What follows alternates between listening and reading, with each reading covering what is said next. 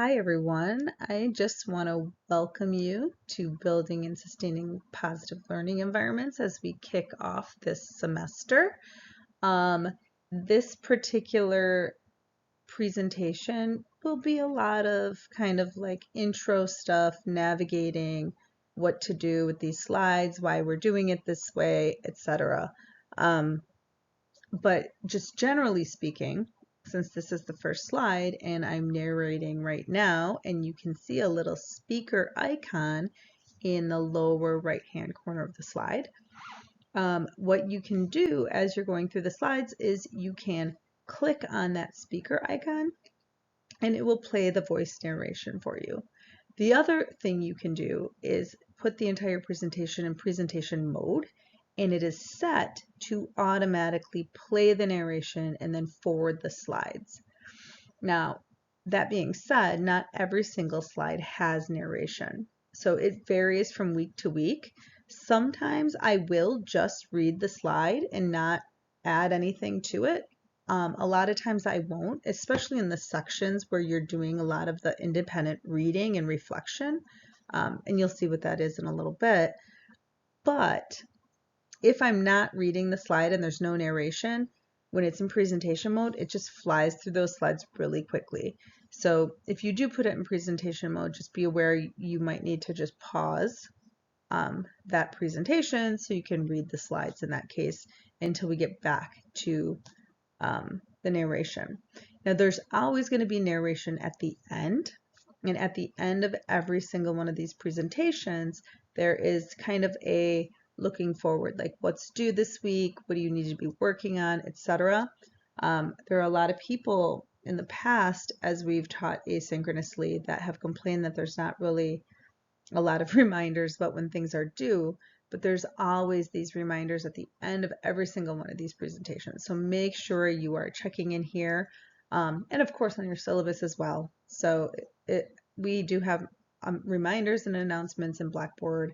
So if you do have trouble keeping track of all of this, get a planner, because just old school writing things down really does help.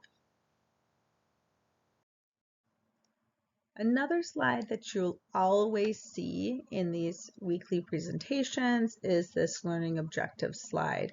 And it is just a general kind of like high level overview of what we're going to be doing this week. And I don't always read it.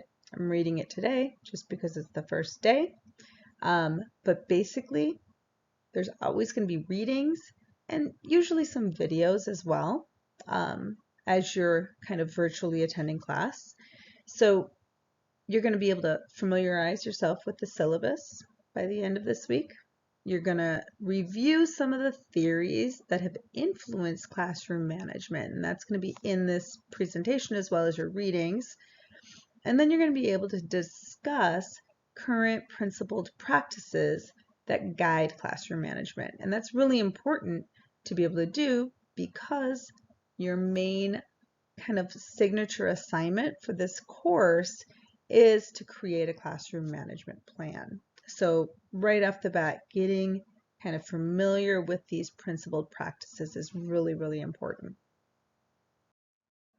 So this is another slide that I typically won't read out loud, but it's in every weekly presentation right at the front. And it just goes over, okay, these are what we're focusing on. This is what we're going to read. And here are the videos we're going to watch.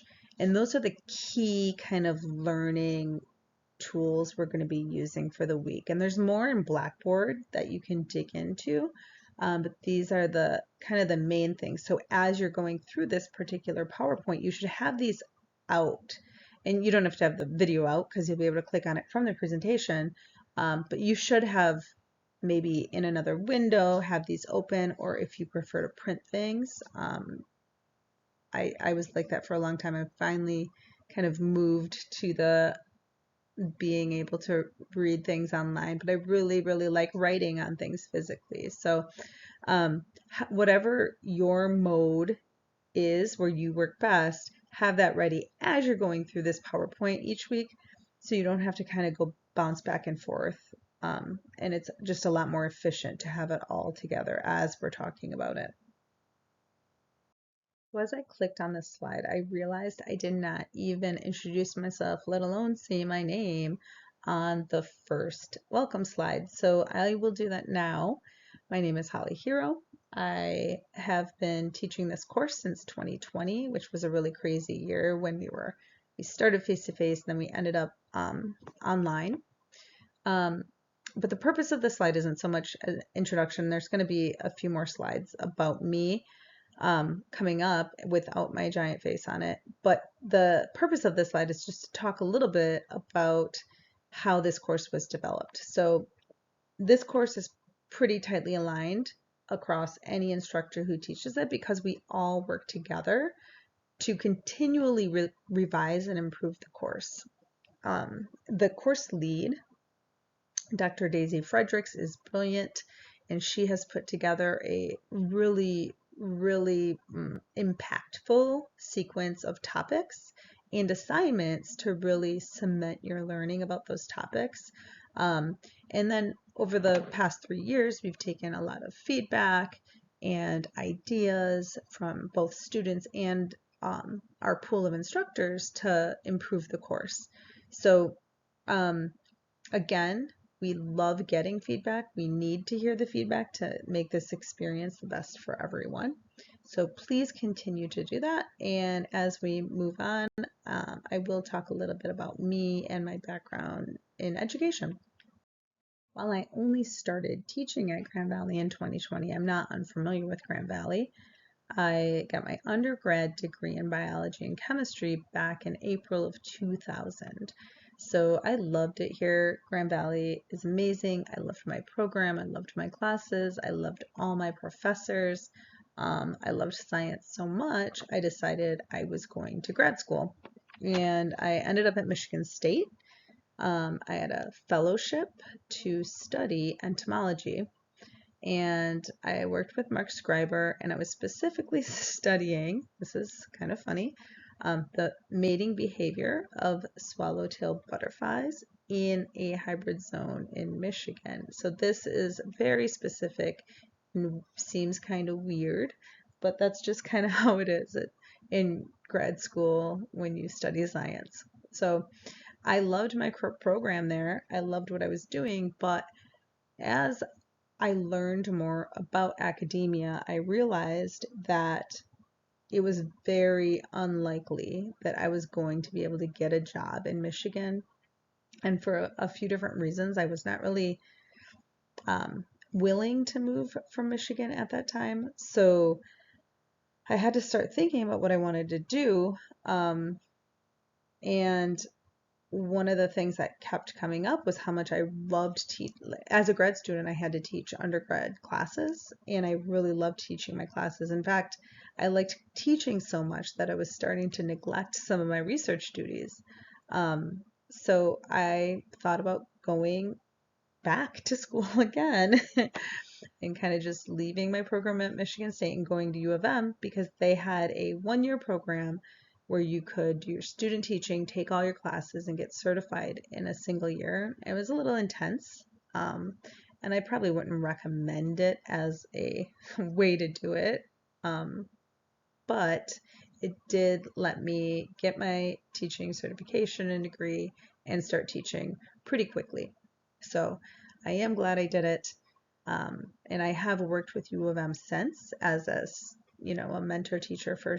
I've had lots and lots of student teachers through that same program. And it's nice because you end up having the same student teacher for the whole year. So that is a benefit of the program. But again, it was pretty intense. And when you have that much thrown at you all at once, it's hard to kind of internalize everything I probably should have internalized. And I learned a lot in my first 5 years of teaching. So after I graduated, I got a job at Thurston High School in Redford. Some of you may know where Redford is. It's just outside of Detroit. So it borders Detroit. On the other side, it touches Livonia, and then also Dearborn. So it's a little community kind of nestled over there in southeast Michigan. And I taught mostly 10th through 12th graders. Summer school, I would sometimes teach ninth graders too. But in summer school, I also taught math. So I taught Algebra 1, Algebra 2, Geometry. But my certification didn't let me teach math during the school year, nor did I really want to. My love is science. So most of what I taught was biology, AP Bio, and AP Environmental Science. For several years, I taught chemistry, and that was mostly when we were flipping the biology and chemistry sequence, and there was just a lot more sections of chemistry that needed to be taught. I love chemistry, but my true love is really biology. So I also I also coached, so softball, cheer, and rugby. I know those don't necessarily seem like they go together, but what's funny is a lot of my cheerleaders did play rugby. And then I was a faculty sponsor for a lot of different student organizations. So the GSA or SAGA, our students changed the name to SAGA, which stood for Sexuality and Gender Acceptance Organization, and also NHS, and we had an environmental club as well. Toward the end of when I was teaching, I got to interact more with elementary students in classrooms, which was really fun. I acted as a 5th grade science coach for some teachers who were implementing some storyline units that I was working with Northwestern University to develop. So it was really fun to get to go down to 5th grade and see how excited students were about science again, because in high school they were excited sometimes if you could peel it out of them, but in 5th grade they were just so excited that you were there and they got to do science. It was really refreshing and fun. And then I just mentioned a couple awards I was honored to receive right at the end of my career. I was awarded the Michigan High School Science Teacher of the Year and also the Presidential Award for Excellence in Math and Science Teaching. So it seems like I was really busy with all the things I was doing just at my high school alone, but I was in the teaching career in the age of declining wages and benefits, so I needed to keep myself extra employed. So some of my other teaching experience, actually some of it came when I was in grad school. So the classes at Michigan State, those are the classes I was teaching when I was like, oh yeah, I really want to be a teacher. But the rest are adjunct positions I picked up because it was just really hard. Our steps kept getting frozen, and even though I was teaching for 12 years, I was getting paid as if I taught for 4 years. So it was really difficult time in teaching, and hopefully, luckily, it looks like the tide's finally turning, and I hope you all will not have to resort to so many side gigs just to pay bills. Okay, so what am I doing now? I'm no longer in the classroom, but at heart I am still a science teacher, and I'm most interested in ways to increase access to science learning for all students.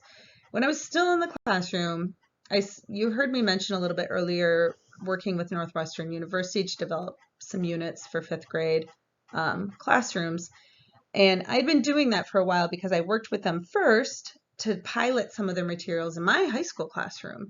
And in that work, seeing how all of my students, even the students that came in not liking science because they didn't think they were good at it, turned around by the end of the semester and they were like, wow, this is great. I didn't know this is what science was. I had students taking AP classes that never would have taken an AP class before and succeeding because they had a new idea and a new confidence of how they learn science and what they're capable of. And having done that in my own classroom for a few years, and then also working with these university partners to go around the country and have professional learning for other teachers who wanted to use this kind of unit in their classrooms, I was getting really exhausted, not burnt out because I enjoyed everything, like all the things I was doing in the classroom, but then on top of it, all of this like kind of newfound passion for realizing I could help teachers help students like science and learn better, and not only liking science and learning better, but being more confident in general about school, and that applies to all subjects.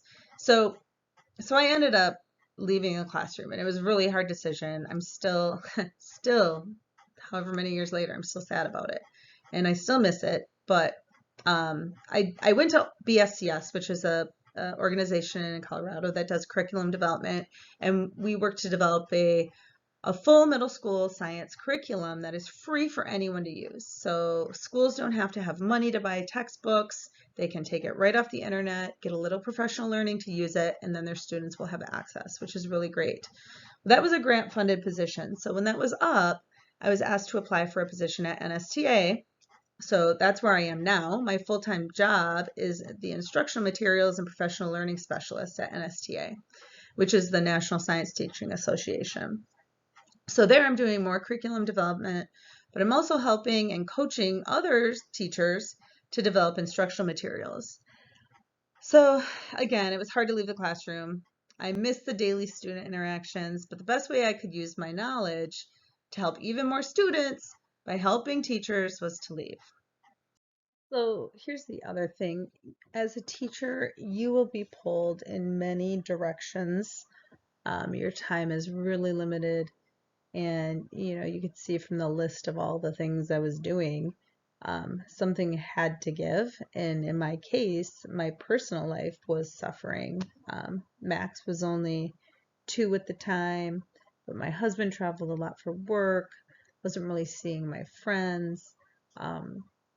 This was all pre-COVID, so it was something had to change. And I mean, had I not had a different opportunity, I still would be teaching, but I would have had to pick some other way for it to change, because you can only go so long without having a personal life and doing the things you enjoy and seeing the people you love. So it's all about balance, and it's hard to find that sometimes when you're really excited about what you're doing and how you're helping kids, but it is important to always have that balance in mind.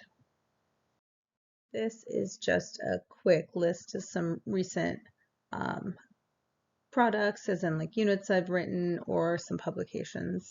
They're all about science education, or they're science units. So if you are a science teacher and you're interested in any of this and you have any questions, just let me know. I'm happy to talk about any of that stuff.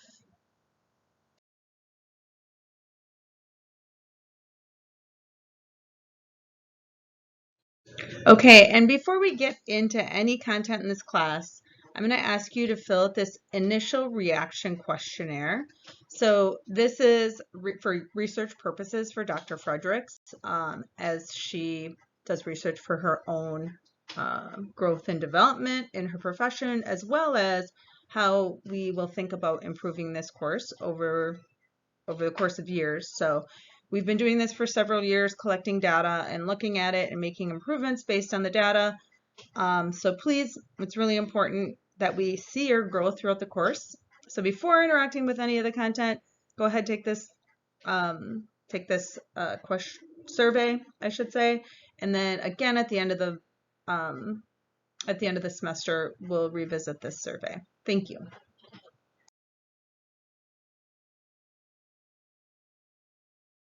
Okay, so now on to the actual course kind of stuff for our introduction. So this class focuses on how to build a positive learning environment for your students. So often we call this classroom management, but it can mean different things for different people. This definition, a set of activities, strategies, procedures, routines, etc., that guide student behavior and facilitate teaching and learning in the classroom, is one definition. Another piece of the definition is that it includes the physical learning environment, relationship building, expectations for student behavior, organization, effective teaching, and what else? There's a lot of things you could put under this umbrella of classroom management. But most importantly, it's dynamic. So it's changing all the time. It's long term. It's not something you do like this week and then change it the next week. It develops over time, but it's in the moment as well. So it's a plan that you have for these moments that may be unexpected, but having the plan helps you to deal with those unexpected moments. But it's complex. So like all of what I said there kind of shows it is very complex, but it's absolutely necessary. If you don't go in to your classroom with a classroom management plan, you're going to be dead in the water.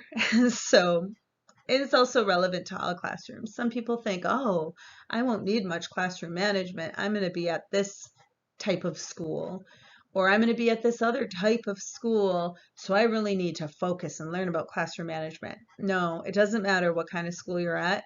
Regardless, you all equally need classroom management. Okay, so this slide is a little bit of a plant just to model the fact that I'll often have clips embedded in the PowerPoint presentation each week. So more often than not, they're not going to be embedded in this part where I'm going to say, okay, now stop and click on the link and watch the video, which I'm going to tell you what to do right now.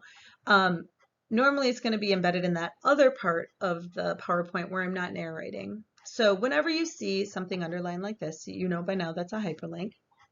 You can click on it, watch the video, and then usually there's some prompts or something about it. So reflect on it. In this case, just take a moment to view the short clip. It's going to center us a little bit. So why do we need to think differently about education, like in a broad sense? What's different than maybe what was true historically?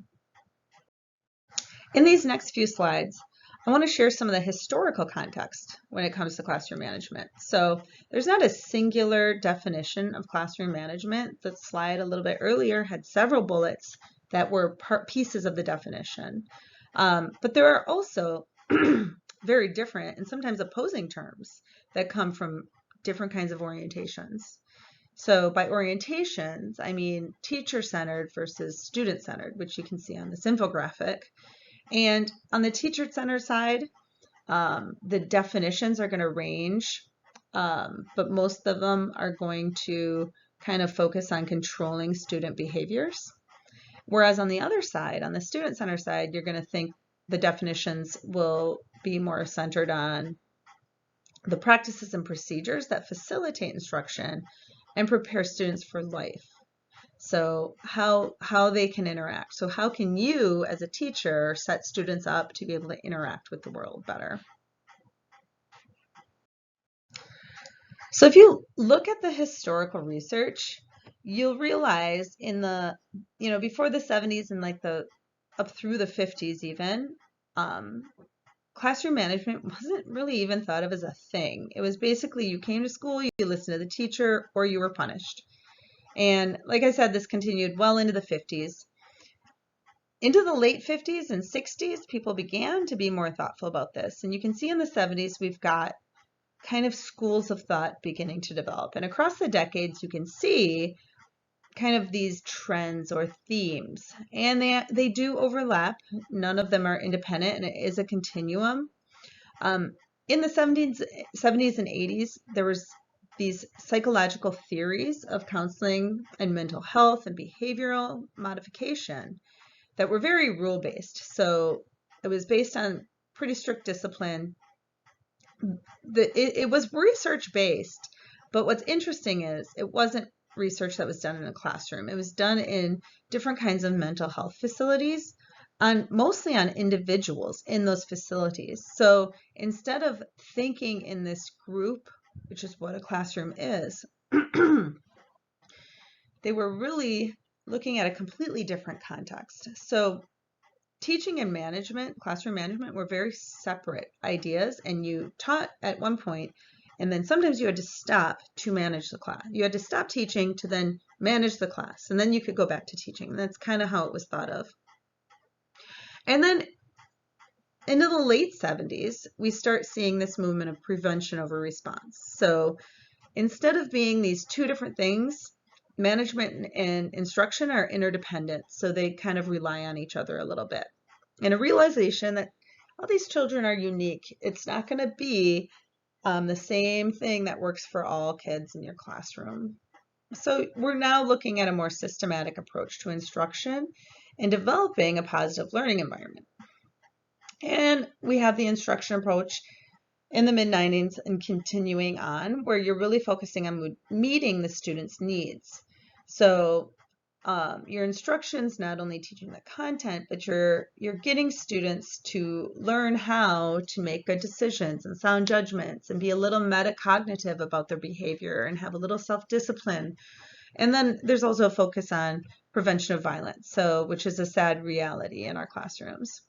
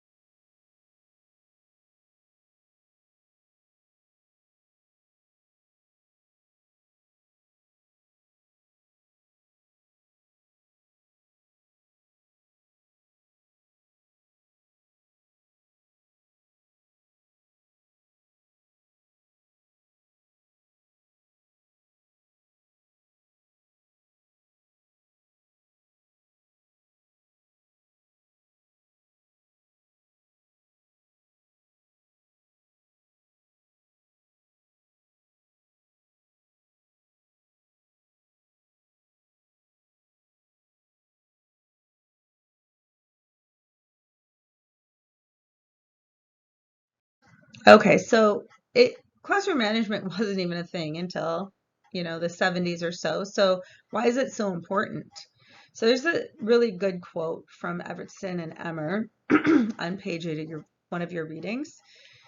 So it says, good classroom management provides a structure within which students can participate in learning activities and make progress in their development of knowledge and mastery of important skills.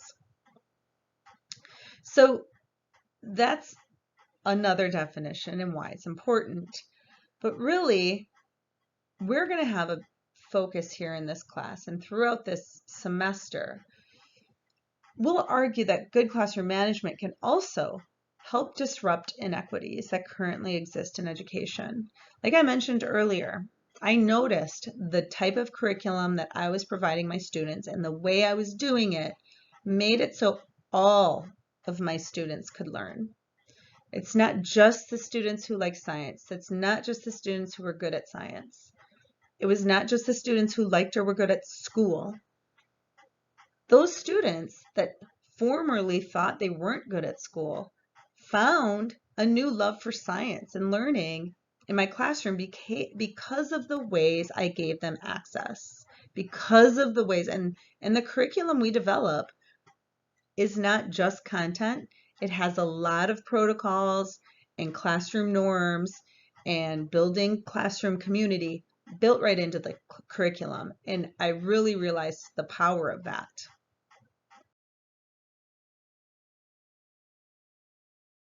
This is a slide that you're going to see a lot in our asynchronous lecture slides.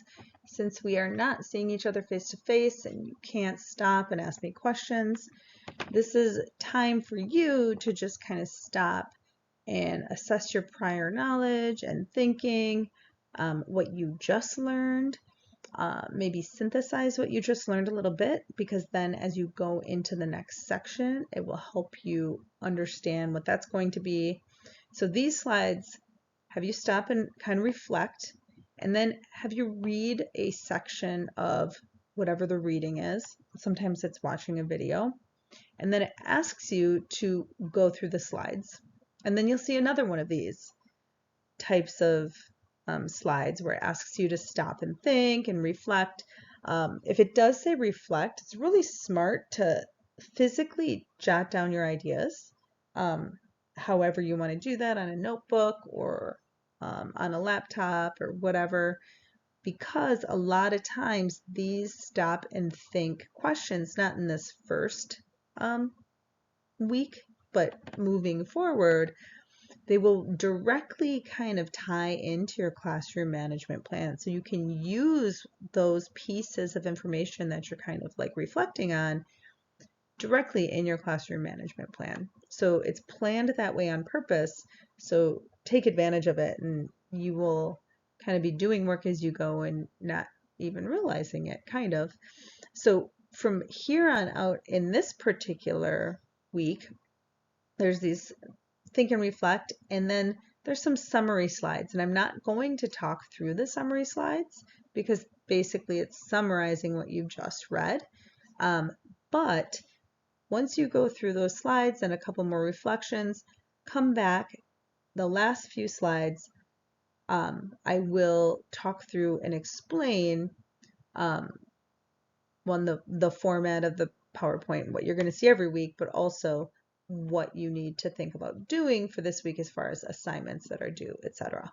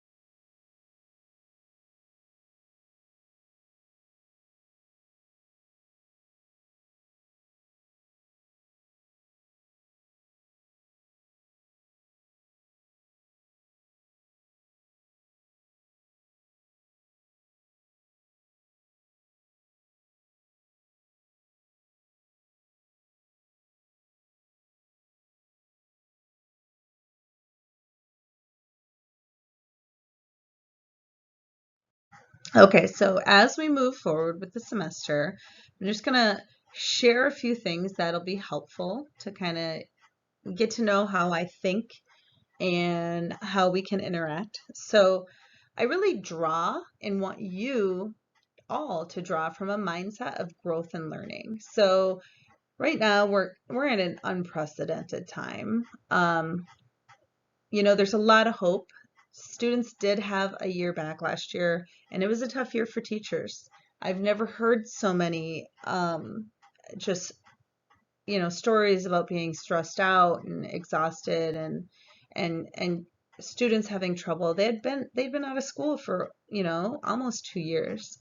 So don't think this is going to be a walk in a park and it's going to be challenging, but think of all those challenges as opportunities for growth. So I mean I would like to think of it, and I know it's easy to say from someone who's not in the classroom right now, but when you start out with some of the hardest experiences you could have, it's only going to get easier, right?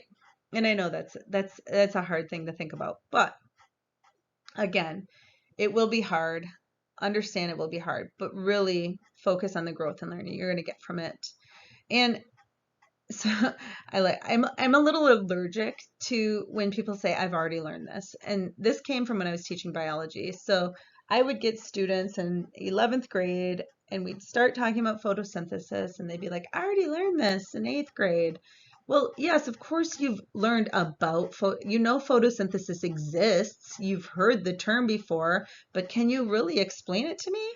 Do you know the mechanisms behind it? So that's kind of where we are here. So hopefully, most of the things we talk about in this class you will have heard of, and maybe you've actually read about it. But we're going to focus like more deeply so we really start to internalize the mechanisms of whatever we're talking about. So how something works and how we can really implement it for ourselves. And it's really important to become uncomfortable with become comfortable with being uncomfortable. So a lot of the times in your classroom, you are going to be confronted with situations that will make you uncomfortable.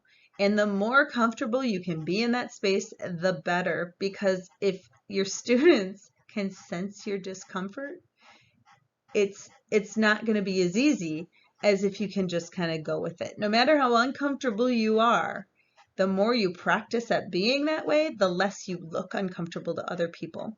So put yourself in situations as often as you can that's going to bring the uncomfortables, because it gets you better at doing it.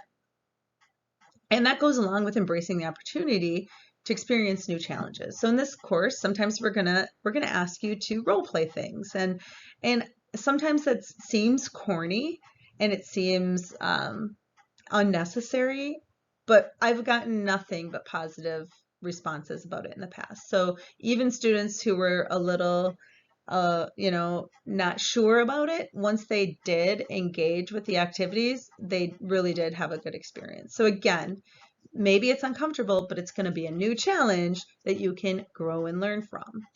And then finally, think about how you can support each other in our work. So we're going to be working together a lot in this class. We're going to have discussions, and we're going to check in with each other. So how can having a network of teachers now, but even once you have a career, build relationships with each other. Some of you may already know each other from other classes, but the bigger your network and the stronger your network, the more support you'll have moving forward, not just in this class, but in your profession as well.